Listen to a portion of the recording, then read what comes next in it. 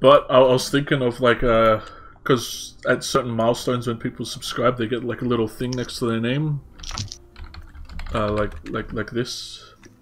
Oh yeah. So I made like a little D4 for the 1 month subscribe thing. D4, D6, D8, Yeah. D10, D20. So the longer you subscribe for, the bigger dice you get. Wait, you just skipped a D12. You went D10 to D20. D12, D20, D29. I did not hear 12. I trust Jeff. Jeff's long stood out for the D12 community. No, but seriously, D12. You all know it's about that 2D6 gang, though. Yeah, I mean, what would you prefer, D12 or 2D6? No, I know what I'd pick. Logistically, the minimum is higher on one of them, but... And your chances of getting the higher are also higher. Well, okay. If you're a barbarian, I would choose 3D. If you're a barbarian and you get to if you have great weapon mastery and you get to reroll 1s and 2s, you always take the D12. No, but then you're gonna reroll the 1s and 2s on the D6s. Yeah. Yeah, but that's statistically less likely to get you a higher result. Is it? I mean, yes. I don't know statistics too well, so I'm gonna trust your word on that. There's almost never a situation in which a D12 is better than 2D6. Okay, now look at this, right? Look at this. Savage Attacker and Improved Critical. It says you get to roll an extra dice, not double the dice. So with a D12, you roll on a whole nother D12, but with 2D6, you just roll on another D6. You get another D6. So D12s are better for barbarians. Yeah, you gotta think about the logistics here. Yeah. Higher level barbarians, D12 is better. Who's rolling it? Yeah, he's doing the math here. I'm doing the math.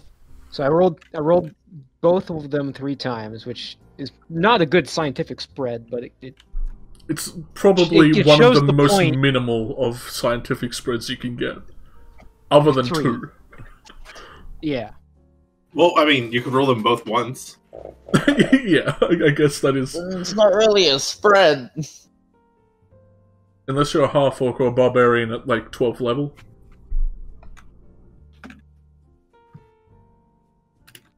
This is some nice music. Good choice. It's Christmas jazz. Christmas jazz, boys, in the middle of the year. Oh, hell yeah. Is it May now? You said you liked it. I mean, I do, but it didn't give me the theme of Christmas. They're reaching for frickin' a prayer there.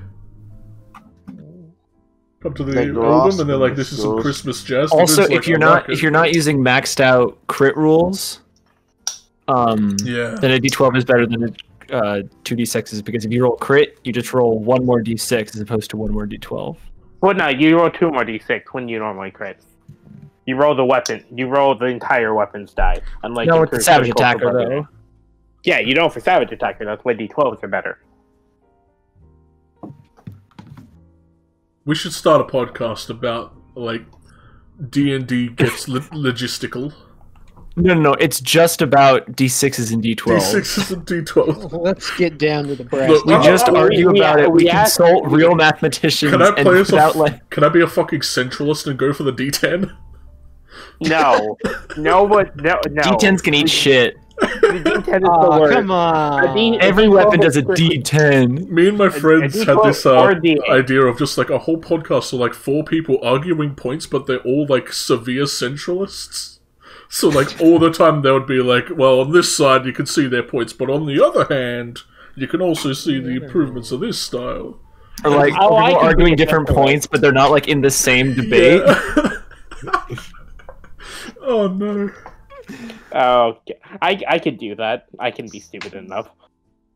Your deja vu? I mean, yeah, I guess we do start off every session just. Where's the 3D4 weapon? Oh. Yeah, I said 3D4 earlier. Fucking now where's someone the 3D4? Oh yeah, no. 3D. All right, okay. Well, now we need to do a further test. I would take 3D4. 3D4 still has a max of 12. It has a minimum of 3.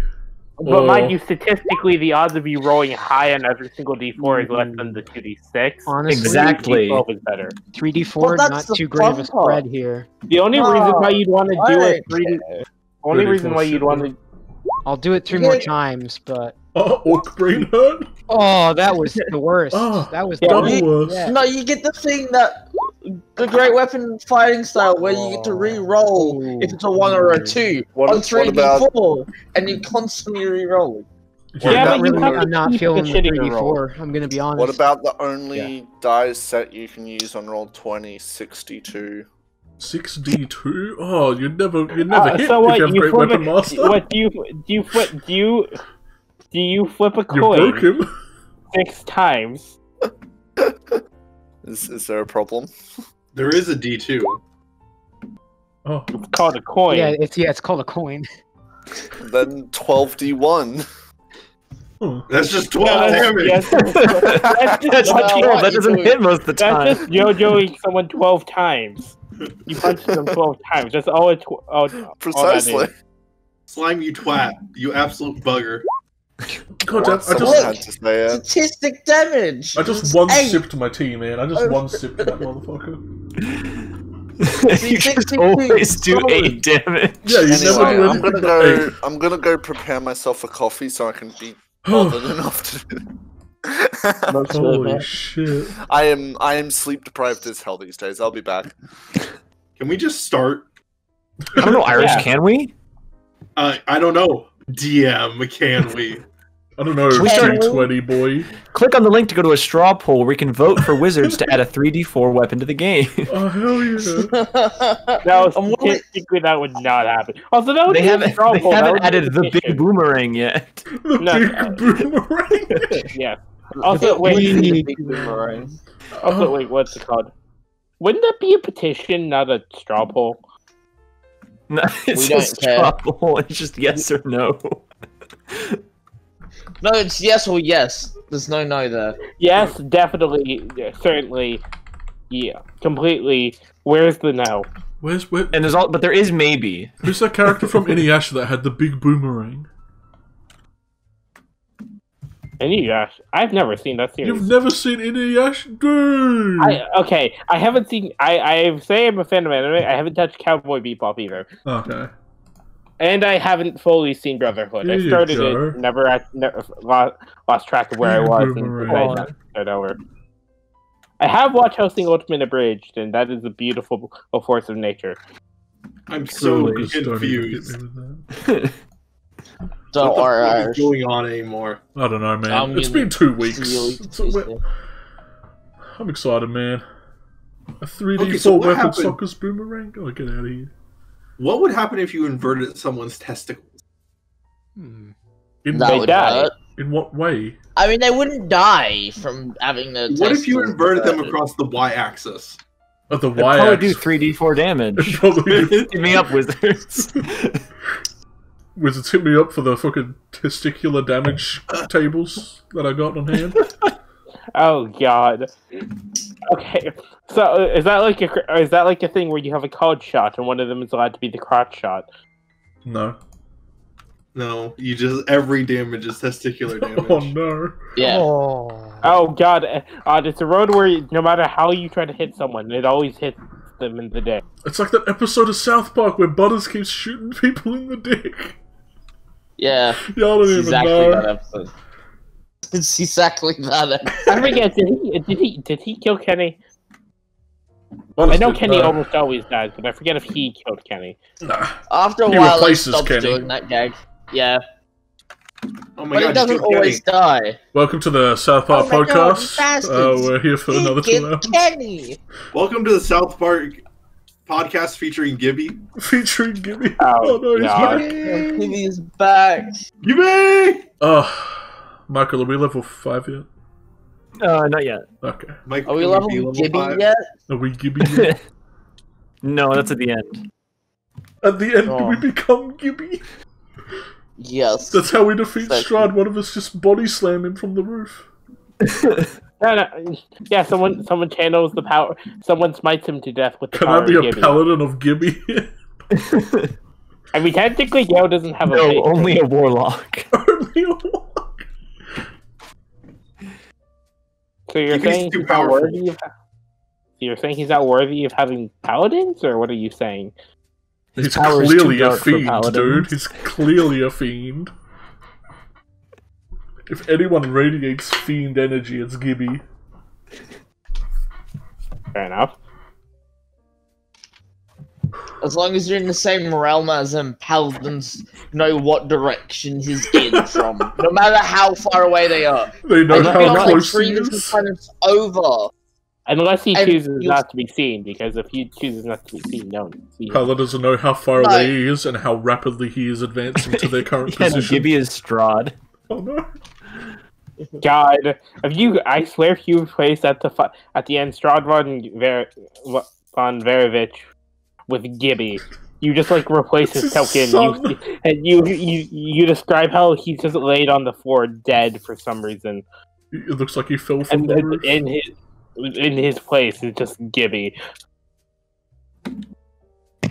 Hello, I exist. Yes, I'm back. I like this fanfic we're writing. Yeah. I don't. This isn't the fanfic, this is the story. Oh shit. Alright, let's go ahead and get started then. Yeah. Everyone buckle up. Get ready. I don't buckle want up, to. buckaroos. I'm leaving. Oh no. You just arrived. Yeah, I got something to see it. Kill me. Let's see. So last time on Curse of Strahd, the group all got back together after sort of a long night of some conflict, a lot of things going on. After a quick breakfast, you guys decided to sort of break up and go to the orphanage to sort of investigate what was going on. Upon doing so, there was a lot more talking with the kids. There was an invisible investigation being conducted by Dante, Irina, and Miriam, which Dante was entirely unsuccessful in. Miriam was left to sort of patrol the outside while Dante and Irina snuck upstairs to start investigating the bedrooms. And as they did so, Dante, you found a broken-off lawnmower blade underside one of the children's beds. That child then came into the room while you, Irina, were invisible in there and seemed somehow somewhat aware of your presence. Didn't Dante take the locket first? No, the kid then got in front of the door when he saw the locket had been taken. And then after that point, I think Dante opened the locket. After you guys... After we beat the shit out. After we beat up the kid. You guys all beat the shit out of the kid. Then Dante opened the locket, and then there was a big fight with a fiend. This monstrous sort of shadowy creature that crawled out of the lock and began attacking you all. Sort of tethered to the boy as Dante was also fighting against all of you. Gale spent most of the session running around. Yeah, Gale swung in from the window. Kept hip-hop jumping this way and that as this demon destroyed a big chunk of his health. At the end of the day, though, everyone was alive. And Leku slept through all of that, or just did something else? I don't know. Slept through it all, yeah. You also weren't with us. You got food poisoning and stayed in bed all day. It's either that or he walked around town actually completing the original task I wanted him to with his keen mind. Wasn't that just to get like a big layout of the city? I was hoping to find like something. Hopefully you find something. So like he's just our GPS. Yes. That's his only purpose. Turn left. Someone has to. The fight ended with Felix, the boy, knocked unconscious by a sleep spell. Everyone's sort of pretty heavily wounded, but still doing all right. A sleep spell? That was a bullet that knocked him down. No, it was. He got shot in the back. Yeah. I simply remember because I fucking shot him. I was like, oh well, I just shot another child. Oh right. Yeah. Someone was gonna go for it, but then you grabbed Dante's gun after we bopped him unconscious. That whole session was the rest of the party struggling. Yertle cutting to Yertle. Yertle like doing like meditative poses, growing flowers. Cutting back to the party, cutting to Leku sleeping or doing something else. Cutting back to the party, having a shit fest. Back to Yertle. fucking growing. I'm gonna find Yodel and he's gonna have like a flower mecha somewhere.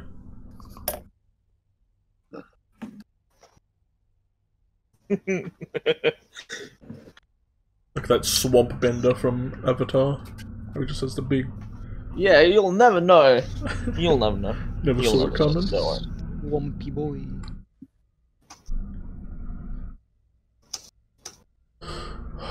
Holy shite.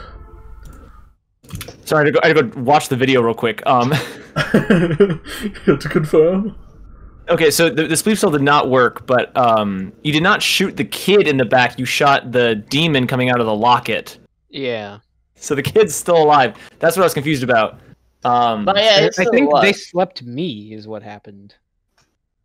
Yeah. If any sleep spells were cast, I'm pretty sure it would have been. No, I think it was a sleep spell on him, but it just didn't work. Yeah. That's my current memory. No, I don't remember. Chat can tell us later. I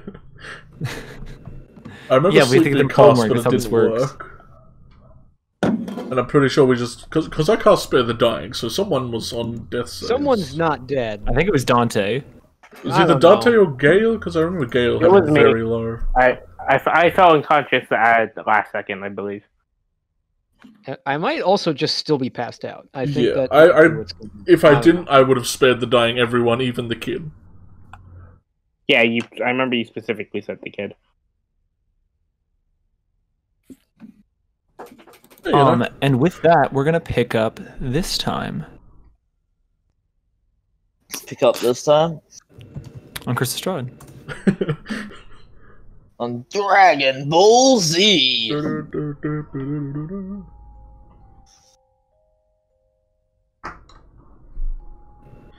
Oh.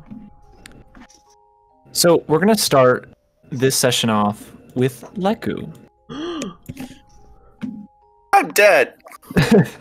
Leku died. Alright, back to the rest of the group. It's just like he had an allergy to, or an allergic reaction to something he ate, and he's just knocked unconscious and is starting to have, like, serious trouble breathing because his throat's closing up. Yeah, it's just fine.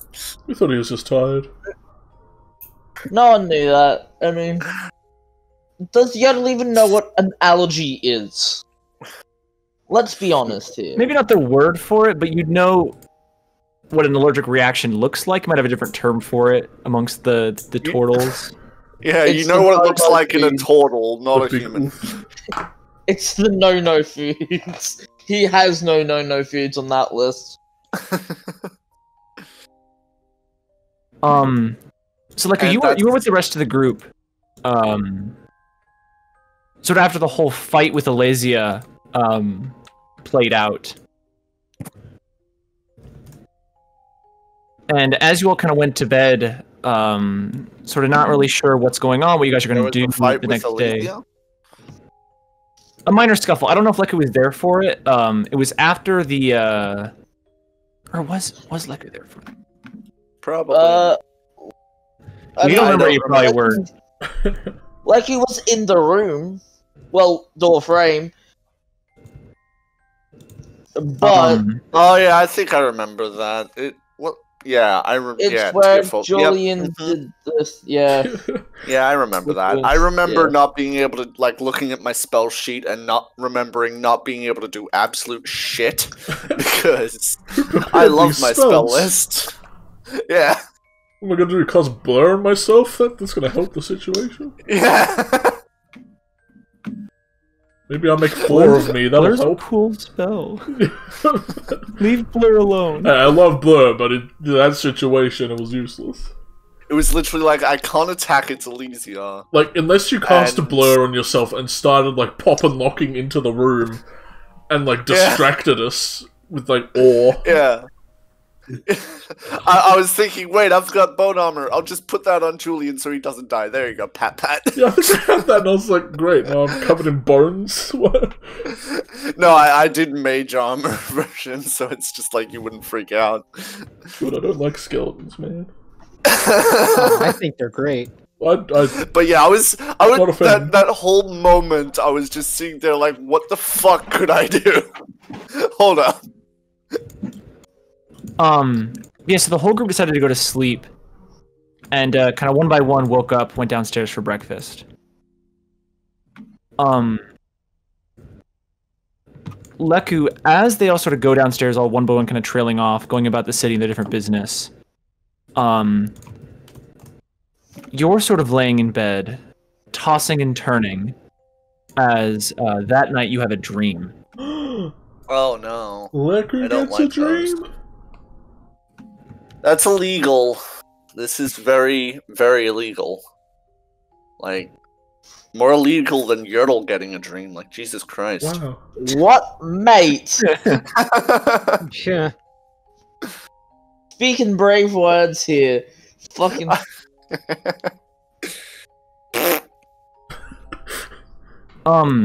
You've got happy-go-lucky slime until for 2 hours, then the coffee wears off. So Leku,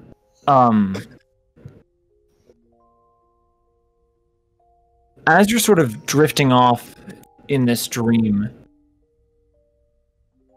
it takes you a second to realize you're even having a dream, because there's no image. It's all just black. Oh, I have a memory like that. And it seems peaceful for a while, but eventually, as you're sort of realizing you're having sort of like a stream of consciousness, you start to hear sort of the small sound of trickling water kind of come from all around you.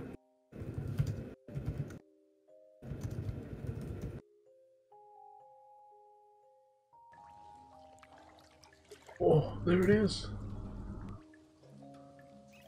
God damn it, cheeky. And as the trickling water sort of, as you sort of register it as a sound, you start to hear other sounds, like the sounds of rats and sloshing, and eventually you feel, sort of to the touch, the fact that you are currently about waist deep in sort of this channel of sort of thick, grimy water that sort of runs past you. And you kind of feel it against your hands and your sleeves as you seem to be just standing upright in an entirely dark bit of moving water, and you're not really sure what's going on. I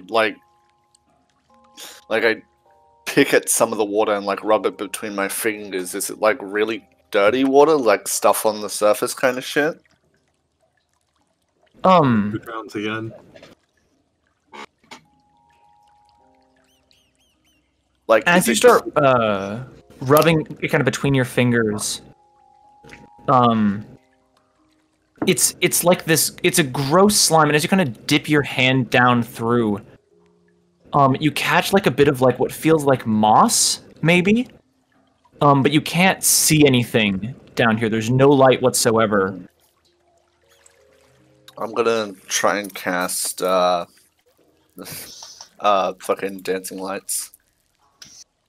My natural response to not being able to see. As you sort of pull out your wand, start going through the motions of the spell, it goes off and the lights sort of all spill out into the room. As you look down at the water, it's only really at this point, as if the sense was shut off before, that you realize you can now smell. And this place smells absolutely rank. It's awful. It's sort of this, like, you almost gag as soon as this horrible, rotting smell kind of starts stifling up your nose. You think you're in some kind of sewer. And sort of the scent of, like, shit and waste sort of starts filling your nose, and the scent of moss and mildew kind of starts rubbing around. I did not need that. At that point, I need you to make a perception check for me. Oh yay, I actually get to use my character sheet. There we go.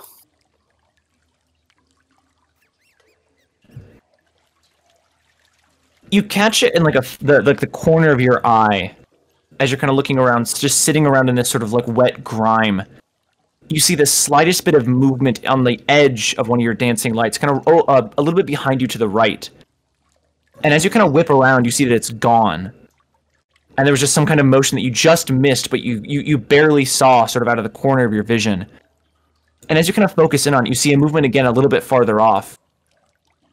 And then you see another sort of movement in the waters. You see something actually starts rising up out of it. And it's some sort of like appendage of like a living thing sort of coming up out of the sewage water. And as you kind of step back, you start to see that multiple arms begin to surface. I'm going to instinctively cast Bone Armor on myself. With this sort of flourish of your wand, you sort of start defensively kind of conjuring this armor that starts surrounding you. Sort of coming in like this cage, like protecting you of bones. And you see pulling themselves out of the sewage are dozens of these horrified zombie-like creatures. They're trying to seep up out of the sewage, kind of all rising, sort of the water dripping down all around them. They start appearing all around you, sort of rising and crawling towards you with these zombie-like moans. And as you kind of look around, you see that they are currently surrounding you, all kind of sort of sprouting out of this water.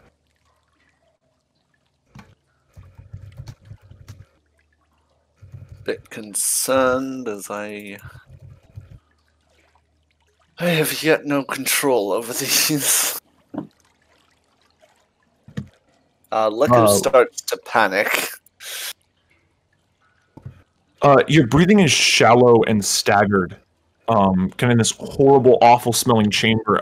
You're in some kind of dark tunnel, and as you kind of look around, there's nowhere really to run, there's no entryway, there's no doors anywhere, there's nowhere to really walk except the water.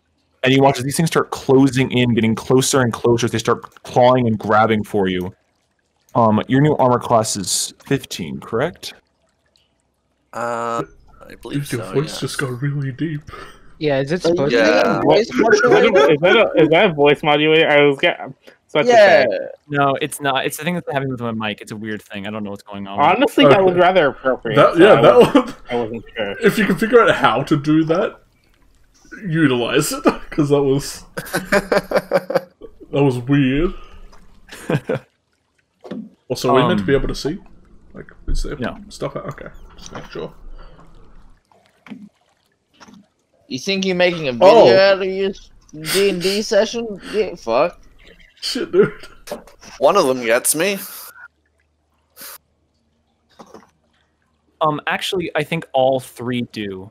The attacks are meant to have advantage. So these things start clawing and gnashing at you as their these jaws get resistant. They start gnashing and gnawing into your flesh as they start grabbing at your arms and kind of pulling them down into the water. One reaches up, trying to drag your shoulder down and push you down into the water as they start rising around you, sort of swarming you in a massive dog pile. One is going to make an attempt to grapple you. I need you to make an athletics check for me. -3, nothing serious. Do I have any response to this? Floating disc inside myself.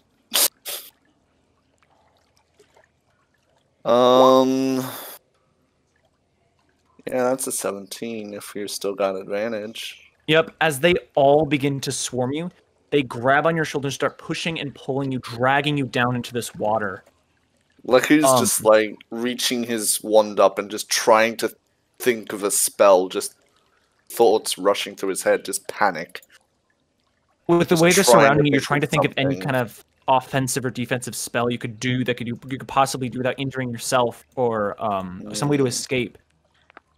And as it occurs, you see very distantly off, kind of down whatever dark corridor you're in, you see a small green light sort of just appear in the blackness as if moving closer to you. And it's the last thing you see before all of a sudden your vision kind of goes much, much darker as your head gets plunged under this water. As every inch of your face and your hair, and you feel the burn mark on your head get submerged in sort of this thick sewage that kind of starts spilling and choking into your mouth. You weren't ready with a breath held, so it starts spilling, and you feel the taste and the just sort of like the movement as it goes up into your nose and mouth. You start sputtering and coughing. And as you're sort of struggling, trying to move away, these things keep pushing and pulling you down further and further into this water that you were standing in, but it seems to have no bottom as you go deeper, and that green light way off in the distance starts to become fade further and further away. And as you feel yourself trying to sort of stagger and hold your breath, all of a sudden your vision starts to get fuzzy as you can feel yourself starting to suffocate and drown. And then your eyes close, and everything goes black. And then just after that, you shoot back awake inside the Holiday Inn.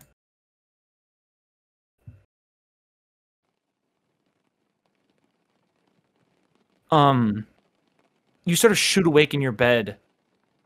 And as you do, you sort of look over yourself, and you see that those zombie-like bites and sort of slashes across you are not there. You've gained the benefits of a long rest. And as you look around, you see just this empty hotel room except for Jace, who is sort of that kid you rescued from Darling Deer, just sort of sitting there very calmly. He kind of gives you like a soft little pleasant smile as he sees you're awake now.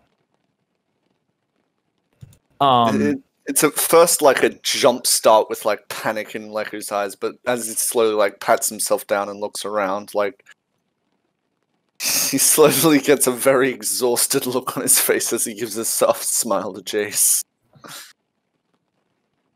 The smile is returned with a grin as he kind of looks at you, but he doesn't really say anything. And then after a couple seconds, you hear sort of this like knock against the door, kind of coming from off against the room. Yes.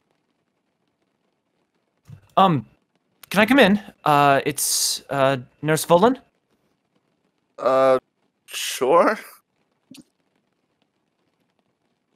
There's kind of a rattling at the knob that doesn't elicit any response. She says, "Can you come get the door for me?"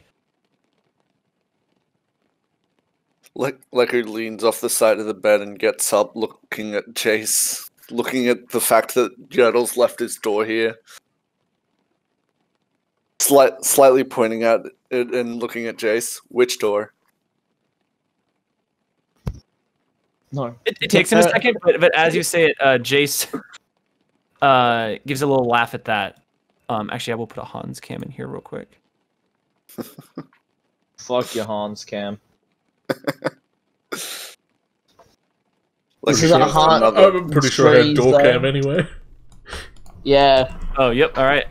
Yeah. As Leku walks over, he gives a soft giggle at his own joke and walks over and opens the door. What the fuck? You fucking killed Michael, what the fuck? What? You killed Hans. There he is. Fuck yeah. Also, I look around for Freckles. I forgot you had that cat. Make a perception check for me. Yeah, he's probably off somewhere making mischief, like he usually does. Getting eaten by a wolf, man, I'd be worried. Either that, yeah. You see Freckles a big is a sort of good cat. like lump of this sort of big like depression in the sheets over at the end of your bed, where he definitely was sitting not too long ago. But looking around, you don't see your cat anywhere. There's not under any of the beds. He's not anywhere you can really see. You don't really see anyone except Jace. You see that there's the door, so just laying underneath Gale's hammock. The most of the furniture looks kind of untouched, and there's just nobody in here as you sort of make your way over to the door. And as you swing it open, you see a woman. I'm not entirely sure Leku has met, but he definitely saw her arguing with the mechanic upon your first entrance into the city. This rather pretty older woman, sort of in like her later 20s, sort of the short, shoulder-length blonde hair with a big white lab coat, wearing sort of nurse's scrubs and a black skirt. She sort of has her hand raised as if she's about to knock again, as you kind of come over and swing open the door. And she says, "Are there any more of you in here? Any more of your group friends?" And look over at Jace. Apart from me, one. Look over at Hans, two. Kinda. You see her face kind of go to like try to like embrace the levity you're trying to bring the conversation, but her face seems urgent. And she says, "You might want to call.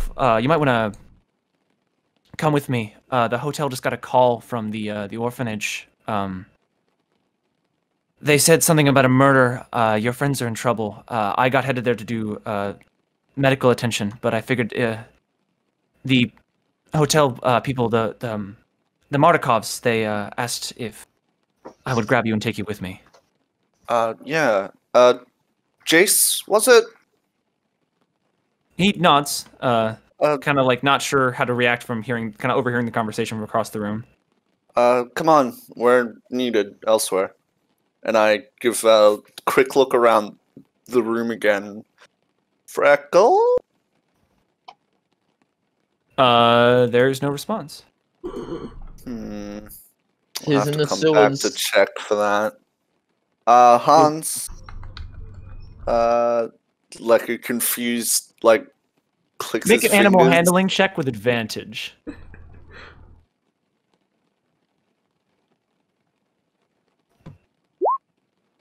Ooh, not bad at all. Julian might need you, little buddy. Click, click, click. You sort of call out to him, kind of holding out your arm, and he sort of flutters over, kind of letting this full wingspan kind of spin as he flies down towards you, lands on your shoulder, kind of flutters up his wings, kind of starts dancing across your back. Claws, not you. Bird claws. Digs a bit into your shoulder, yeah.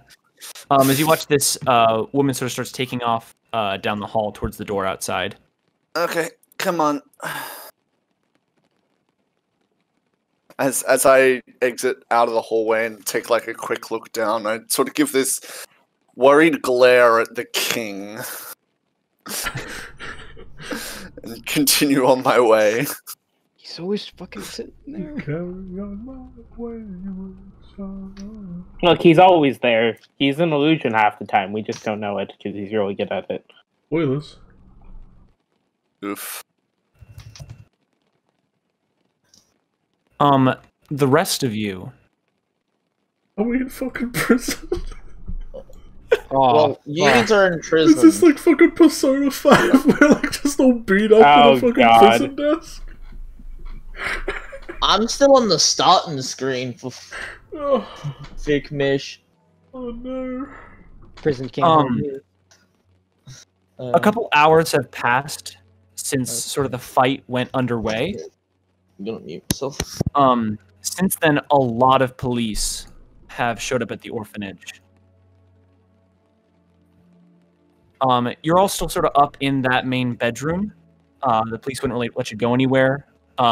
Julian, you've still got these massive sort of deep ethereal cut claw marks like the rest of everyone has, but you also have a couple bullet wounds, courtesy of Dante. It was bound to happen eventually. Gale, you've got these huge rips sort of across your sweatshirt as these claws are kind of dug, and you've done like some little bit of first aid, kind of sitting amongst the rest of your friends, kind of keeping it together, but you still need better medical attention. Irina and Miriam are mostly unscathed through the entire thing. They're kind of just tending, offering best they can. Dante, Irina especially is sort of coming up to you with the claw marks you've taken, and even the bits of injuries your friends inflicted upon you, and she's doing her best to try to bandage those. A little sort of med kit she has with her. Okay. As you guys have been here, though, you guys have heard the sounds of that woman, Mrs. Ophelmeyer, who's sort of talking with the police outside. The police have kind of tossed the place. They sort of look around. You see they find out the lawnmower blade under the bed. They start looking around. They're investigating the entire orphanage. You can hear the sounds of the kids downstairs in sort of main room with the TV. Wait, are they watching TV while the police are searching, or are they? Like... You don't hear the sound of the TV, but you hear the sound of them in that room. Okay. The police officers all asked you for your names, matching them up with the names you gave at the gates of the city. They asked for what your current lodgings were, and they do a full search of all of you for the weapons you're currently carrying. When they find, like, swords, guns, robotic saw hands, wands, they don't seem that upset, but they do write everything down. And in a very confusing way, they don't ask you what happened at all. Oh no. I don't trust that. Oh, that's not and good. if you ever begin to explain it, they interrupt you and tell you like to just wait until they've collected more sort of information, or they just flat out ignore you and keep kind of like casing the joint as they'll just kind of move around. As you guys kind of look, you count about maybe 8 cops in the entire house, and you know that there are more outside sort of by all the squad cars. They've put like police tape and sort of little barricades up around the orphanage itself.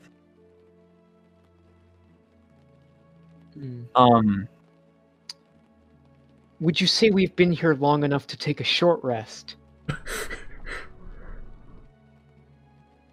Would I? I don't think so. It has not been an hour yet. Boo. You're on your way towards a short rest, though. Okay. As long as nothing happens. Well, I can't promise anything.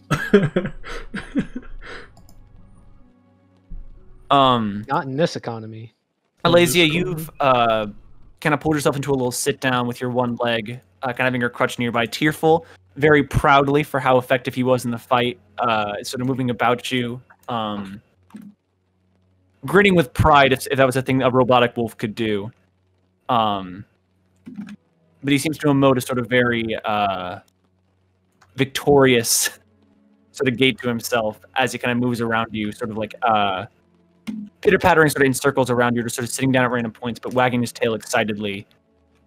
For being effective in a combat, not just any combat, but one that was like specific to like kind of blood hunter motives of killing a fiend. You guys can hear the sounds of them handcuffing Felix, the boy outside, but they don't seem to do anything else really to him as he just kind of passed out on the carpet. And you guys basically sort of left to your own devices to kind of just sit here. They don't really interact with you much. But there does seem to be, like, I don't know if you'd like to try, you may, but if any of you sort of like look like you're about to leave, the police officers will give you like a shutting down look of sorts, as if implying for you guys to wait here for a bit. Outside the orphanage, Leku, you and this nurse woman sort of lead Jay sort of down the streets of Valaki, sort of moving very quickly. She sort of mutters to herself, "If the damn van was fixed, this wouldn't be a problem." As you guys kind of walk through the rain, as it were, sort of pouring down outside. As you come up to this sort of police tape that sort of surrounds the outside of the orphanage, and you see that there are 3 police officers sort of waiting around. One other officer who's got sort of this big shiny badge and this vest on over his uniform. This old-looking guy, receding hairline, gray hair, sort of like a little goatee. As he kind of comes up to all of you. And he says, "I'm afraid there's been a bit of an incident. I can't let any of you near the orphanage right now." And the woman kind of steps forward and says, "My name is Nurse Steve Volan. I've been requested to the premises for medical attention." And you see kind of waves his hand, interrupting her, just like with emotion. He sort of motions for you, the 3 of you to follow as he begins making his way towards the door.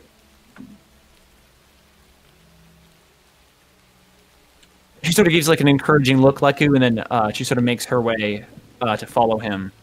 I give a nod and yeah.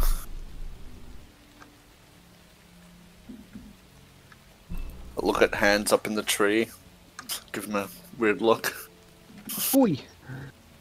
Han sort of perches, kind of trying to keep out of the rain as you make your way into the orphanage with Jace coming up behind you. Oh, boof. The dog. Hell yeah. Boof. It's tearful. Don't mind him. Boof. And like you come up the stairs to see a weird sight. You see a shriveled woman that you've never met. Sort of this big, thick black turtleneck, this wicked, like wild, sort of like very, very clearly dyed blonde hair, sort of slicked back, like statically in place for a bunch of product and hairspray with these thick sunglasses. sort of panting and acting all nervous around this sort of unconscious, maybe 8 or 9-year-old boy who's just sort of passed out in handcuffs on the carpet with bits of blood sort of running down his cheek. Look to be a couple, like, he's got like a shiner, a big old black eye on one side of his face. And you see one of the police officers keeping an eye on him as another one sort of moves about the room in and out of doors.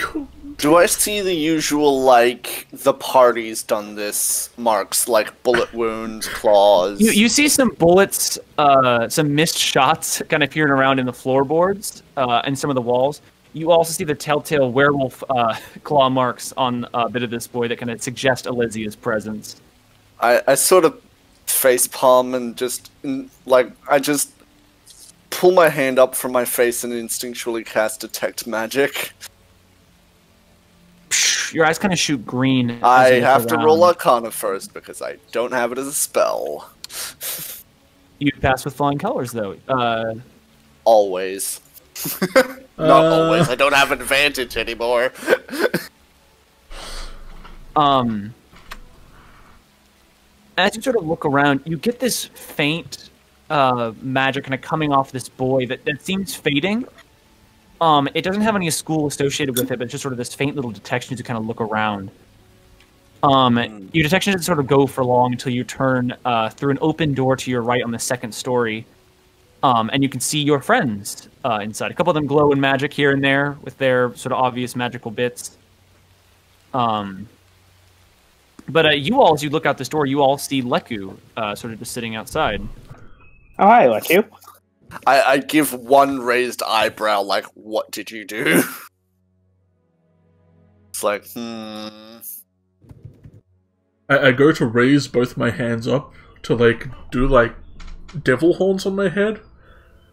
But then I'm just sitting there with, like, one horn. Are we handcuffed?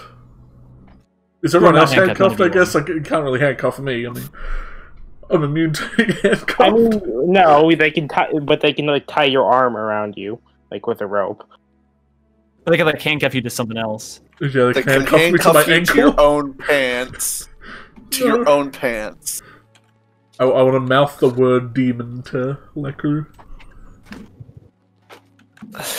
Do it. Demon! To Leku. And if Leku doesn't respond back with demon, we know that he's possessed with a demon. That's the key. Yes, there's no other logical explanation. Have they allowed in talking I'm still on the starting screen. Like, do they stop us from talking Ben, to each other? I think that might be a you problem?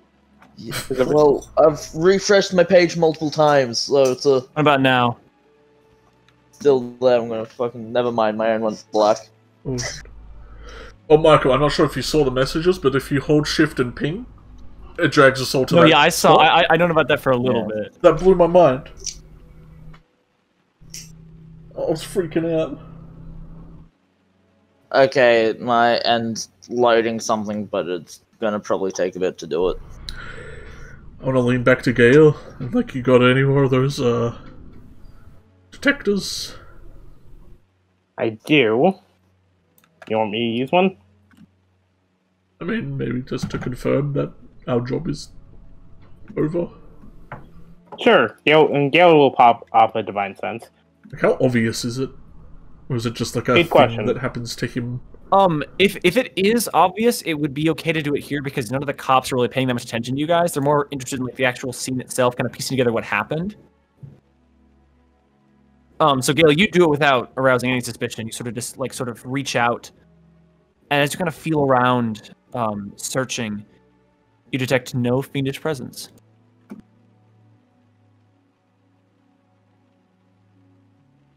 Like you kind of come up these stairs, kind of look around. You see Julian mouth these words to you. This nurse woman kind of moves past you into the room.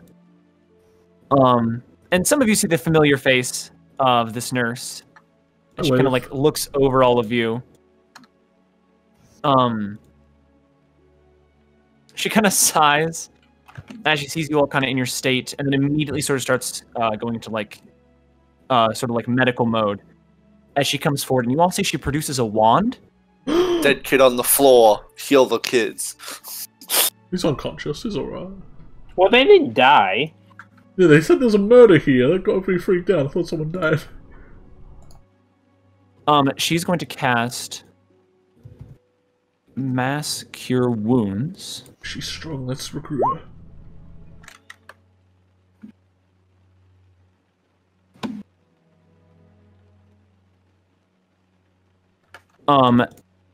Everyone in this area who can regains 16 hit points. Ooh, yeah. Yeah, brother. Oh, Michael's got me. And sort of seeing that Gale and Julian were a little bit more wounded, she kind of makes her way forward and starts giving them more medical attention. With a bit more magic and also just actual sort of bringing up sort of bits and bandages, kind of putting casts, sort of like temporary slings on people. It's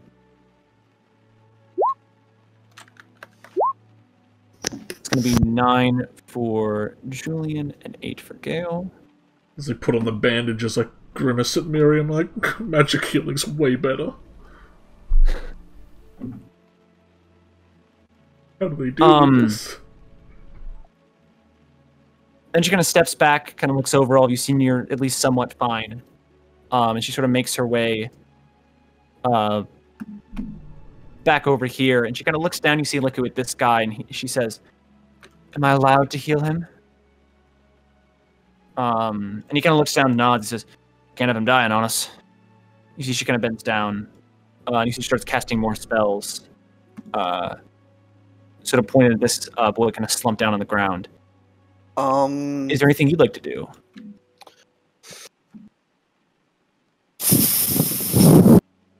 So I only see faint magic coming off the kid? Yeah, it looks like an effect was present that is now gone. Okay, and there's nothing magical on him anymore. Not that you can detect, no. God bless you.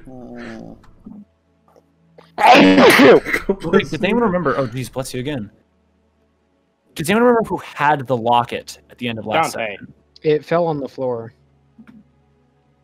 I assume if I had known it dropped on the floor, I would have grabbed it and like tried to hide it on me. But Julian has it. I think they would have found that encasing me. I don't really have a lot of ways to hide it. Prison wallet. Shove it in your arm stump. That'd be too sensitive. Leku, you can see Julian is holding, or at least has on his person somewhere. Well, obviously he has a few magic items you either do or don't know about that do detect with magic. He's also sort of holding, or it's like has loosely beside him, this locket that is also glowing with magic that you don't recognize at all. I walk up to the guy that let us in here. May I ask what happened here? He kind of looks down at you with sort of this stern expression. And he says, "You're another one of the kids, right?" He says, "What?" Someone just tapped back in. I am an acquaintance with them, yes.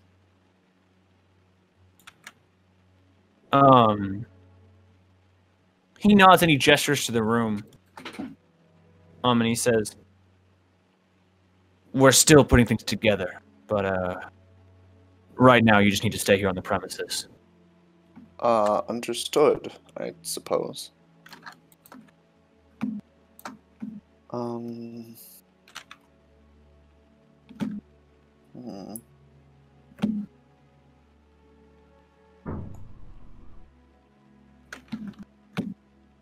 And after a few seconds, you all hear the sound of another vehicle pull up outside the orphanage. And you hear more figures kind of making their way inside. Ah, shit, dude. Is there anything any of you'd like to do in this time?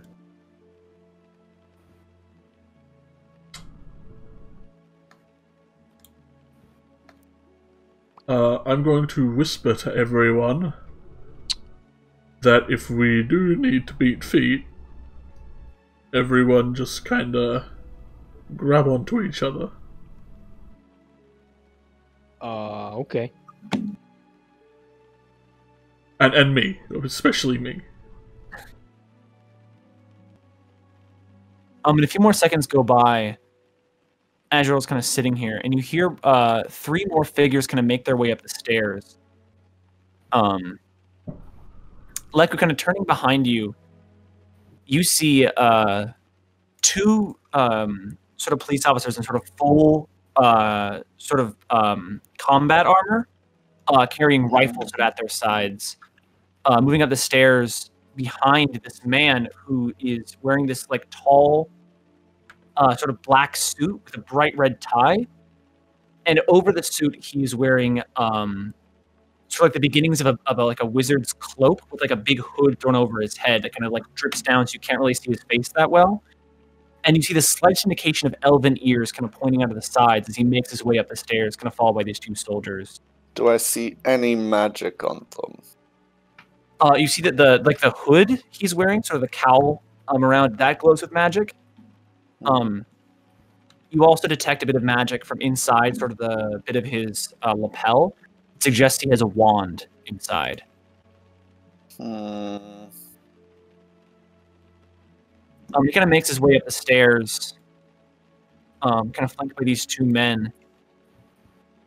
And you see this man, kind of the man you're talking to, kind of moves past you and starts kind of muttering to him as this guy kind of just silently surveys the room. Kind of lingering on you for a second as he kind of just looks down at the kid.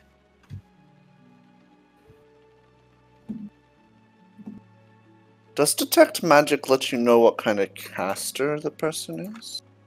No, it does not. Damn. Is there any lingering... the cloak radiates illusion magic. I fucking love illusion magic. Fuck them.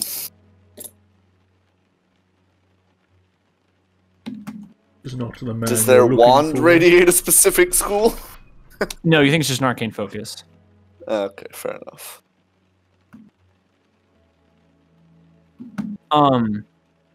Wait a second.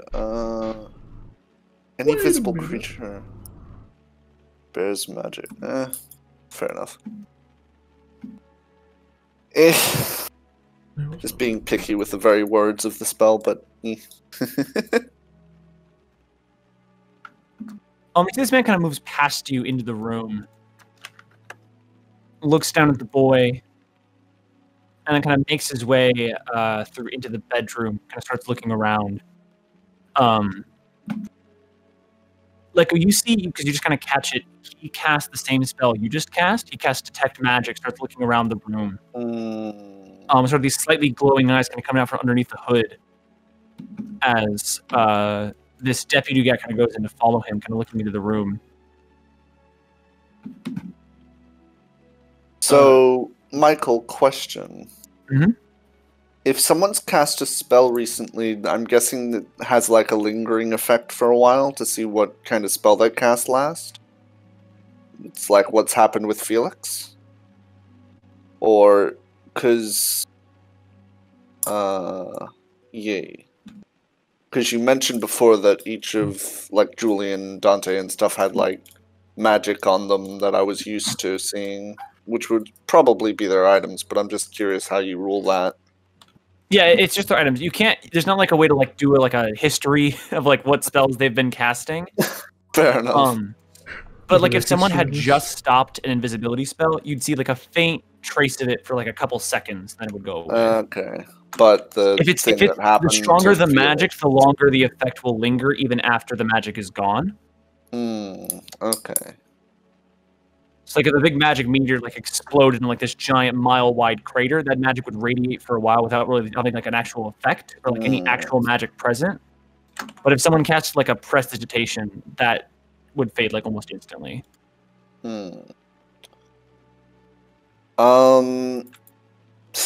So he wouldn't be able to detect I'm a necromancer. Yay. That's good. That's good. He'll know I have a bag of holding on me, but that's about it. Just checking. And you all now see this man in the suit, kind of stride in. He starts looking around.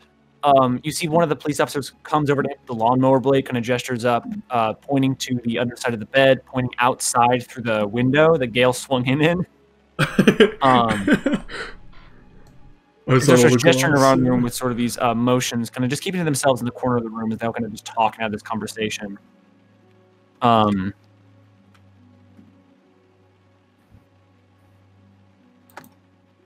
then after a couple minutes of talking, the man kind of makes his way past to stand in front of all of you. And he kind of kneels down a bit to kind of get on your level as you're all sitting around. And he says, "So I'm aware you were all involved in what happened, each of you?" Yeah, a little bit.